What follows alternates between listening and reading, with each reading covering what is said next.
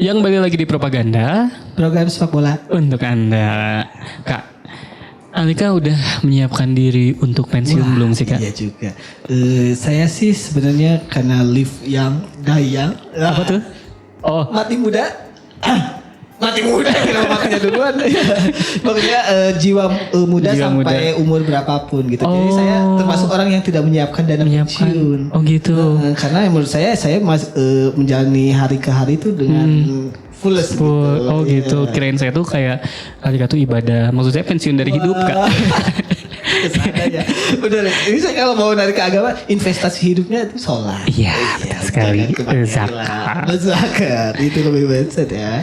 Soalnya saya ngeliat ini Kak, Raditya Dika, dia tuh kalau nggak salah udah nyiapin duit investasi sampai anaknya lulus kuliah kalau nggak salah Iya, ya. dia bahkan juga hanya memikirkan dia sendiri. Iya. Memikirkan bahkan anak. Sampai ke anak-anaknya lewat investasi. Nah, kalau misalkan PNS tuh kan pensiunnya 50 berapa ya? 60 ya? 9, 58. Enggak 58. 58 ya, Saya PNS. dulu 58. 58. Sombong lo ya. Jadi ke arah sombong ya. Ada orang dalam enggak? Jadi Kak, kalau misalkan PNS itu kan panjang sampai 58. Sementara kalau pesepak bola kan kita taunya pendek ya. Benar. Iya. Kan kalau mau narik ke PNS juga, PNS setelah pensiun juga masih digaji. Oh iya, masih ada pensiunan. Salah benar. satu pekerjaan yang ketika dia pensiun pun dia masih tidak harus memikirkan dana lagi. Wah, Beda iya. sama mungkin yang karirnya kayak sepak bola Sepak gitu. bola. Pensiun kan berarti pendapatan dia ya udah pasti berhenti. Benar. Kalau Alika dari jualan pecel lele. Ya itu pun justru tidak memikirkan dana pensiun. Tidak karena memikirkan jualan dana pecel kan pensiun, masih iya. bisa terus long lasting gitu. Iya, jadi saya mau menawarkan asuransi. Ya Allah, ternyata itu. Kita ngomongin ini aja Kak ya. Kapan sebenarnya pesepak bola tuh harus pensiun? Nah, Karena ada fakta lah. Alika tahu Eric Cantona? Eric Cantona, pemain legend Iya. MU. Kalau Eric Setiawan? Ya, jadi Persib begitu. Eric Cantona ini Kak lagi main bagus banget di MU, tapi pensiun. Iya, di usia Di umur 30 tahun. Iya, tuh kalau muda ya. Muda banget dan ini bikin kejutan lah. Bukan kejutan, mengejutkan gitu ya. Tapi ada di Jepang namanya Kazu Miura atau King Kazu. Di umur 52 tahun dia masih main bola Kak. Nah, itu yang masih anak prinsip muda tadi. Iya. Dan sebenarnya ya kalau bisa kita lihat ini teh ya tergantung keinginan pemainnya ya. Kan? Dan apakah klubnya masih ada yang menerima atau enggak gitu kan. Contohnya misalkan kalau kita tahu Ekene Michael Ikenwa. Wow. Sekarang umurnya udah 41 tahun. Dia pensiun 10 tahun yang lalu. Wah, berarti di umur 31 Kak dia pensiun. Di Liga India kalau nggak salah dia pensiun. Liga India. Sebenarnya dia masih bisa main sampai sekarang kalau dia bisa mencetak gol di kandang lawan. Wah, iya, Karena kebiasaan si Ikenwa ini cuma ngegolin di kandang doang Kak. Saat tandang nggak pernah ngegolin, jarang. Dan kalau misalkan di Eropa rata-rata pensiun tuh di umur 35 tahun. Tapi kalau misalkan dia pindah ke MLS bisa sampai 40 tahunan. Oh iya di atas itu ya. Tapi karena kalau mau bahas tentang kapan sebenarnya pensiun, biasanya ada faktor-faktor. Ada faktornya, benar. Biasanya yang membuat mereka pensiun itu ada dua hal, yakni cedera Iya. sama usia. Cedera sama usia. Kalau cedera kan sudah jelas karena sepak bola itu kan sepak bola yang keras Ya, karena berbenturan fisik, kan ya. fisik yang mana itu bisa terjadi kekerasan ataupun cedera yang berkepanjangan. Benar. Kalau misalnya dipaksakan kan otot atau segala macam kan bisa jadi cedera di usia berapapun. Benar. Jadi ya itu salah satu faktornya. Apalagi kalau cedera kena tendangan bebas. Tendangan bebas yang tadi ya. Tendangan bebas yang ke pemain juga. Yang kedua tuh biasanya usia. Ya, karena usia siapa yang tahu kan. Wah, iya benar. Tadi kesana bisa. Tapi usia kan ya semakin tua, semakin badan kita juga semakin ringkih. Oh lemas gitu. ya. Saya juga mulai kerasa nih Ya, back pain. kayak anak muda zaman sekarang kan 19 tahun bangun tidur udah Iya. pegal pinggang kan. Payah sekali. Ya tapi apalagi kalau pemain muda udah tadi cedera, tambah usia yang ya dia ada daya tahan Daya tahan dia udah tubuhnya, makin benar. berkurang, ya bisa jadi di usia 35 atau 40 dia tidak bisa Fight se-prime lagi ya. dulu gitu. Nah ngomong-ngomong soal cedera, saya juga punya contoh Kak, yaitu Luke Shaw kalau di Luke United. Shaw. Dia ini kan pemain, ini minggu lalu kita bahas juga. Kalau misalnya ada mulu ya.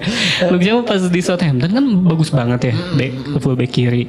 Pindah ke MU juga bagus banget, sampai akhirnya kakinya potong. Aduh. Tulangnya patah, Iya. tulangnya patah. Di tackle pemain PSV Eindhoven, apa Feyenoord ya. Terus ya dia teh lama pulihnya, baru mulai naik lagi tuh kalau nggak salah musim lalu. Jadi butuh sekitar 4 tahun atau 5 tahun. Dan ini jadi kekhawatiran kita semua gitu, bahwa kayaknya Luke Shaw nggak akan bisa naik lagi deh gitu. Dan untungnya dia menemukan pelatih yang tepat untuk membuat dia Gak ini pelatih yang tepat bagi tim lain kan. Karena sekarang yang dukung oleh itu tim lain bukan tim pelatih yang tepat tuh maksudnya Zidane. Wah. Tidak juga. Nah terus kalau misalnya ngomong soal usia, emang sih Kak, karena yang biasanya paling lama tuh kiper. Iya, karena dia kan tidak banyak mengandalkan fisik. Bener, kayak Edwin van der Sar, dia pindah ke MU umur 40. Dan sekarang usia 42, Buffon tuh balik lagi ke Parma. Iya, masih dalam. Masih beneran masih fight gitu kalau kiper, karena mungkin ya bukan cuma ya, cuma Iya, kan iya. lebih banyak diem gitu ngeleng. Apalagi ada yang BB-nya, tapi kan ada yang di Liga Indonesia, yang Liga 3 dia kopi sampai ngerokok di gawang sambil saking ininya kali ya. Terus kan ada kalau nggak salah yang Piala Dunia gitu, kiper Nigeria atau kiper apa, dia tuh kayak termenung di pinggir tiang gini aja. Karena mungkin ya kerjaan dia tidak seberat pemain lain. Pemain lain. Terus biasanya kalau back juga usianya bisa lebih tua ya, kayak misalkan kayak Bonucci gitu masih tetap strong karena ya mungkin dia lebih banyak di belakang bertahan dibandingkan sama gelandang box to box gitu bagi pemain sayap. Nah ini yang tadi kita bahas bedanya sama PNS. Biasanya pemain sepak bola itu harus memikirkan kapan dia pensiun, karena dia harus memikirkan di fase hidup dia selanjutnya dia mau ngapain. Ya jangan sampai dia tuh ngejual medali gitu. Iya, sedih banget kayak di negara Wakanda gitu. Iya. Setelah berjasa bagi negara tidak dianggap. Iya, jadi biasanya tuh setelah pensiun pemain sepak bola masih bergerak di bidang yang ada hubungannya sama sepak bola juga. Ada hubungannya sama sepak bola. Nggak tiba-tiba yang pindah ke kuliner. Iya, jadi jual pizza. Iya kan aneh banget gitu. Karena ya biasanya mereka tuh bekerja di bidang jasa. Karena biasanya kayak pelatih ataupun pundit, manajer segala macam gitu. Pekerjaan yang bisa berjasa ini biasanya jadi sejago apapun pelatih di divisi bawah masih kalah sama orang-orang yang terkenal Iya. biasanya kayak Paul Scholes. Benar. Karena ya biasanya kayak ya tidak bisa dipungkiri nama besar tuh bisa Berpengaruh ya. gitu. Benar. Privilege sendiri lah. Nah, kalau misalnya kita ngomongin soal pekerjaan yang tadi Alika bilang, biasanya pekerjaan yang setelah pensiun tuh menjadi manajer atau jadi head coach ya, kepala pelatih. Ini pekerjaan yang paling mungkin dilakukan setelah pensiun. Kenapa? Karena si pemain bola ini dari kecil sampai dia pensiun tuh ngelihat sosok manajer. Betul. Jadi dia bisa belajar, paham taktiknya meskipun tanpa lisensi taktik gitu, lisensi pelatih. Tapi dia tuh bisa ngelihat itu. Sedikit demi sedikit bisa menerapkan apa yang diajarkan dulu selama Benar. dia menjadi pemain. Jadi pemain. Tapi ini cocoknya emang cuma sama pemain yang masih bergairah di sepak bola. Ya, emang ada passion. Masih passionnya masih menggebu-gebu gitu di sepak bola. Ditambah lagi kalau secara akses ini tuh jadi lebih mudah Kak. Kalau misalkan mantan pemain, apakah nanti dia jadi pemain tim muda dulu, terus jadi asisten pelatih. Kayak misalkan yang paling ini kan Solskjaer ya. Solskjaer di tim muda, Zidane juga di tim muda jadi asisten, Arteta juga jadi asistennya Pep. Kalau dari nama-nama tadi ya, tapi tidak bisa membuktikan kualitasnya juga. Saya ada juga kalau contoh gitu kan Frank Lampard gitu. Frank Lampard, benar. Tapi Frank Lampard oke kayaknya. Frank Lampard ya karena pemilik klub tidak sabar aja. Tidak sabar. Tidak percaya proses. Iya, tidak percaya pada proses. Cuma ya emang salah satu yang bisa dicari sebagai jalan lain gitu buat sepak bola. Kalau misalnya udah pensiun dia bisa jadi manajer atau pelatih. Bisa jadi manajer atau pelatih. Oke Kak. Yang berikutnya biasanya bekerja di klub. Bekerja di klub. Tapi tidak dalam koridor pelatih. Pelatihnya, Tadi, manajer. oke. Karena ya kan di tim sepak bola, bagi di tim sepak bola zaman sekarang ya banyak gitu Gede ya elemennya. organisasinya, benar. Betul. Salah satunya ada Park Ji-sung. Park Ji-sung. Dia menjadi duta klub Manchester United untuk ya tentunya negara dia Korea Selatan. Udah mah bagus actingnya ya. Wah, bukan drama Korea. Bukan drama Nggak Korea, semua Park pemain Ji-sung, Korea ya. bisa drakor. Karena dia kayak ya udah mah dikenal, udah mah mainnya bagus. Mainnya Dia bagus, punya image yang bagus baik juga ya. gitu ya, apalagi di negara dia. Jadi ya Park Ji-sung ini secara tidak langsung MU ini bisa nih jadi duta kita, jadi duta. bisa memperkenalkan MU ke negara atau yang orang yang tidak paham sepak bola gitu. Oke, ya. Terus juga ada Edwin Pandesar. Edwin Pandesar. Jadi CEO di Ajax Amsterdam. Ajax Amsterdam, Yang dulu benar. kemarin ketika Van de Beek rame tuh kan ada suratnya dari Edwin Pandesar. Pandesar ya.